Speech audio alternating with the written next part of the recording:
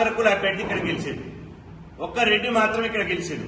అది ఇక్కడ municipal chairman గా రెడ్డికి ఇస్తే మేము ఊరుకుంటామా? ఇక్కడున్న ఎమ్మెల్యేను బీసీ ద్రోహుగా ప్రకటిస్తాం.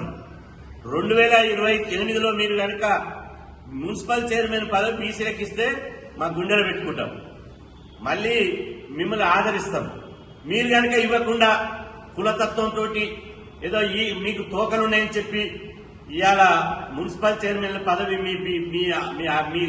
మీ కులాలకు అప్పచెప్పుకుంటే, మీ కులాలకు మీరే ఇచ్చుకుంటే మిమ్మల్ని బీసీ ద్రోహులు ప్రకటించి మిమ్మల్ని రాజకీయంగా భూస్థాపితం చేయడానికి బీసీ ఉద్యమం మొదలవుతుందని చెప్పి సందర్భంగా హెచ్చరిస్తున్నా. 112 నియోజకవర్గాల్లో ఇవాళ గ్రేటర్ హైదరాబాద్ వదిలిస్తే, అదేవిధంగా వరంగల్ వదిలేస్తే ఎక్కడైతే ఎన్నికలు జరిగినాయో అక్కడ నేను బీసీ ఎమ్మెల్యేలు, ఎస్సీ ఎస్టీ ఎమ్మెల్యేలకు విజ్ఞప్తి చేస్తున్నా.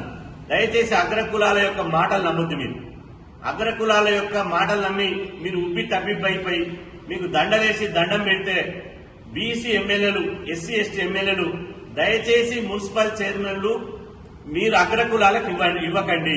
ఒకవేళ ఇస్తే మీ పీఠాలకే వాళ్ళు 2028లో ఎసరు పెడతారు.